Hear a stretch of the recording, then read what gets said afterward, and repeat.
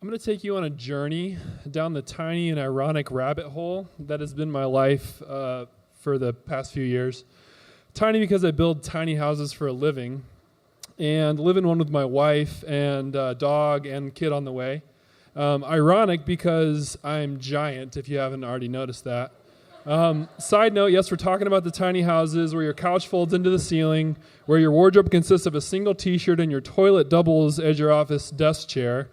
Side note, our house is only 276 square feet, which is 2.8 Toyota Camrys exactly. To properly begin, we should go back to the Weaver household in Michigan, where my love of tiny began. I've always been flexible, as you can see, and I once slept in my toy chest for a whole week because I liked the secure feeling that the tight space gave me. I'm the opposite of claustrophobic. I guess that's claustrophilic. On second thought, we should really go back to 1936 when my great-grandpa Ernest Perry Weaver actually built a tiny house on wheels in Michigan and traveled in it to North Carolina. My great-aunt Wilma lived in the tiny house while she was going to college. She was the original hipster. So 2003 marked the beginning of the dorm dwelling phase of my life, which lasted 7 years through high school and college. It's funny how it's perfectly okay for two college kids to live in 200 square feet for 4 years together, but when we try to build a tiny house the same size and live in it, it's labeled a health concern.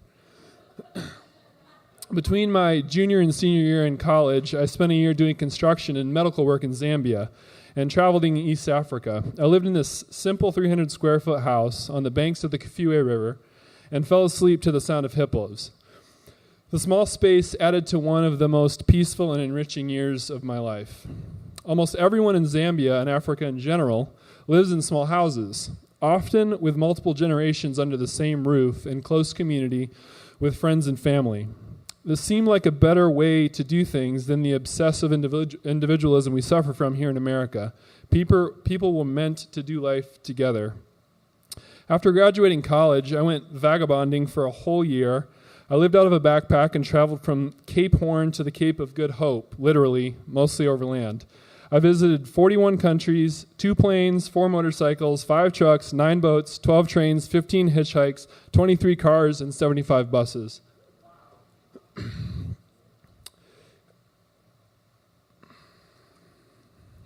It was somewhere in the middle of Vietnam during the 1,000-mile scooter trip from Hanoi to Ho Chi Minh City that I realized that I didn't really need anything other than what I had in my backpack. I realized everyone had the same needs that I did.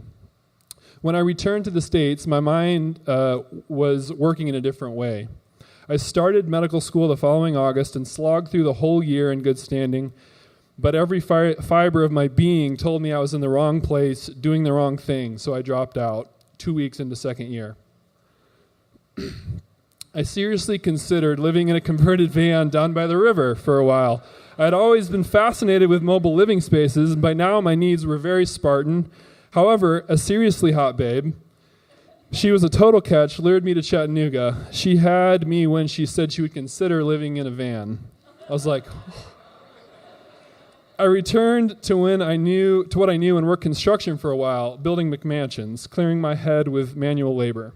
I remember the conversation with my friend Travis while we were working in this massive attic.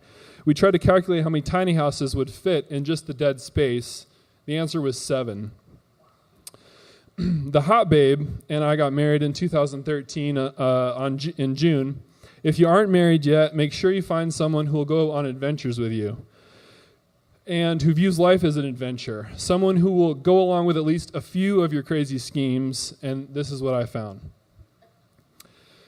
We moved into the apartment that shouldn't have been. It was the 3rd floor attic that had been pseudo-converted into a living space of about 350 square feet. The kitchen ceiling was 6 feet tall, I'm 6'6", and I had to wheel around in the desk chair. It was a sad excuse for apartment, but it was perfect for us. It was all we needed. From there, Lindsay and I moved to Tanzania for the 2nd semester of the master's program we were both in. Our living space shrunk to a 10 by 10 room in a local homestay. We shared the house with a 15-member Tanzanian family that adopted us in, and this confirmed that we didn't need a lot of space to be happy. When we returned, I joined Travis in starting Wind River Tiny Homes. I did this partly from passion and partly for my internship requirements. My emphasis was entrepreneurship, and I thought, what better way to learn that skill than to flail at and flounder at starting your own business? Travis was just finishing his house and starting a build for a friend. It was about this same time Lindsay and I decided to build our own tiny house. We didn't like our options, and tiny house made sense for us. I noticed an email in the business inbox that had gone unread for a while, and it was from Tiny House Nation. 3 weeks later, we were building our house on television. Almost 2 years and 15 houses later, I have gained more knowledge about tiny houses than I care to have, about what not to do when starting a business, about how to live life well in a small space with the person I love. We won't always live in 276 square feet, but for now it makes sense for us. I'm halfway through. Early this year, Lindsay showed me a fellowship opening at Causeway. It said that they would pay me for a year to solve a challenge that I saw a solution for. Sounded too good to be true. I just so happened to think that Chattanooga needed some affordable tiny houses. Causeway agreed. So now I'm halfway through the fellowship, and I'm grateful for every day that I get to spend learning at Causeway, which sounds like an infomercial, but I mean it totally sincerely.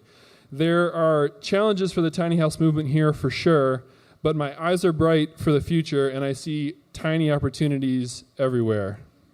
See what I did there? Tiny.